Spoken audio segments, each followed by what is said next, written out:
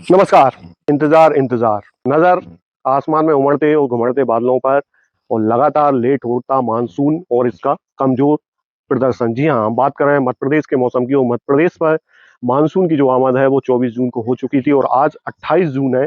लेकिन मानसून फिर से एक बार मध्य प्रदेश में दस्तक देने के बाद कमजोर पड़ा और ये अभी भी हम बात करें जबलपुर, इंदौर और शहडोल संभाग के जिलों में जहां तक ये पहुंच चुका था वहीं पर ये थमा हुआ है। और मानसून आने के बाद भी जहां पर मानसून जो जिलों में आ चुका था, जैसे कि हम बात करें बड़वानी, धार, इंदौर, देवास, खरगोन, खंडवा, बुरहानपुर, हरदा, नर्मदापुरम, बैतूल, छिंदवाड़ा, पारडोना, सिवनी, बालाघाट और मंडला, डिंडोरी, अनूपपुर, लगभग इन जिलों में मानसून 24 जून को आ चुका था। लेकिन वहां पर भी जहां मानसून आया ये वहां पर आकर और थम गया। लेकिन जिन जिलों में मानसून आया वहां पर भी कुछ जो है अच्छी बारिश हमें देखने को नहीं मिली। कमजोर प्रदर्शन इस बार मानसून की सबसे बड़ी समस्या है।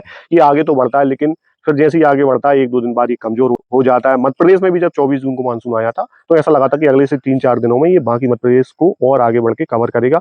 लेकिन समस्या फिर से वही हुई, मानसून थम गया, कमजोर प्रदर्शन और जो आगे बढ़ना था वो नहीं बढ़ पाया। और अभी इसको 203 दिन और लगेंगे, यानी जून लगभग जो है वो समाप्ति की ओर है और अब कोई बहुत अच्छी उम्मीद नहीं है जून में। जो बारिश के जो आंकड़े पीछे चल रहे हैं उनकी शायद ही भरपाई हो।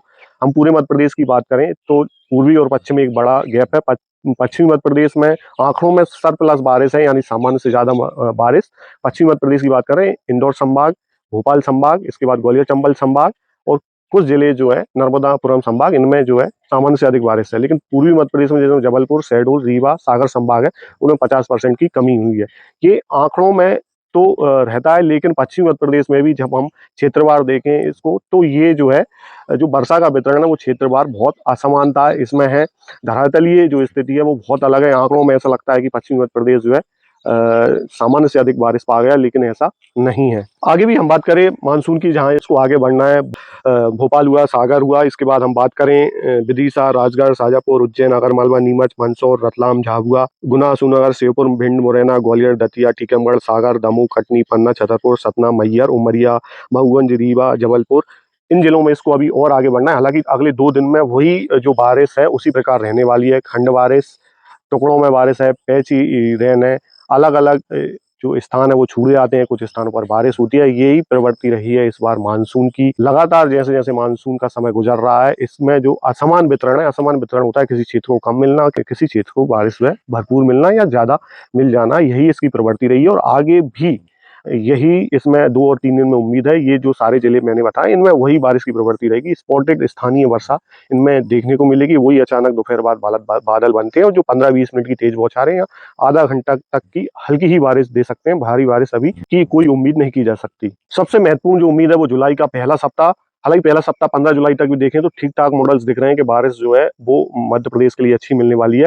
लेकिन निर्भर करेगा जो बंगाल की खाड़ी में जो सिस्टम आ रहा है उसका रास्ता क्या होगा और वो किन जगहों से होकर गुजरेगा। क्या वो महाराष्ट्र और मध्य प्रदेश का जो बॉर्डर है वहां से गुजरेगा? अगर वहां से गुजरता है तो जहां पर मानसून पहुंच चुका है, जैसे अनूपपुर है, शहडोल, डिंडोरी, मंडला, बालाघाट, सिवनी, छिंदवाड़ा, पारडोना, बैतूल, हरदा, खंडवा, खरगोन, बड़वानी, धार, बुरहानपुर, अलीराजपुर, नरसिंहपुर, सीहोर, इन जिलों में जो है बहुत अच्छी बारिश जो है इस सिस्टम से मिल सकती है। लेकिन इसका रास्ता ही तय करेगा कि ये बीच से होकर गुजरता है दक्षिणी मध्य प्रदेश से। अगर बीच से होकर गुजरता है मध्य प्रदेश के मध्य भागों से आता है तो लगभग फिर और हम जिले इसमें ऐड कर सकते हैं, सिंगरौली, सीरी, मैहर, कटनी, उमरिया, पन्ना, दमोह, सागर, विदिशा, रायसेन, गुना, सोना, राजगढ़, शाजापुर, आगरमालवा, उज्जैन, रतलाम, नीमच, मंदसौर, झाबुआ, यहाँ तक कि सिपरी तक ये अच्छी बारिश दे सकता है।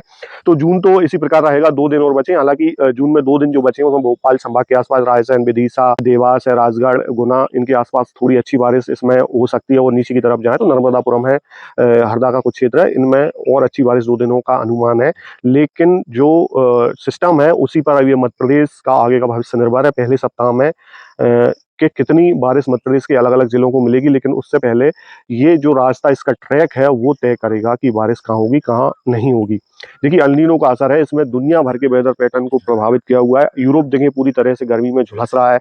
यहाँ हम देखें तो 35 और 40 डिग्री सेल्सियस, जो कभी 20 या 25 डिग्री यहाँ सामान्य तापमान है, वहाँ 40 डिग्री सेल्सियस तापमान है। तो अल नीनो को अगर कोई नकार रहा है तो वो कोई उसका अपना विषय है, लेकिन इसका पूरी दुनिया में जो वेदर है, क्लाइमेट है, उसके ऊपर ये असर जो है वो डाल रहा है। आगे हम बात करें तो जो 1 जुलाई से लेकर 15 जुलाई के बीच में लगभग ठीक ठाक बारिश का अनुमान है और निर्भर करेगा कि जुलाई कैसा बीतेगा आगे के मानसून पर तो मिलते हैं आके एक और वीडियो में, तब तक के लिए धन्यवाद।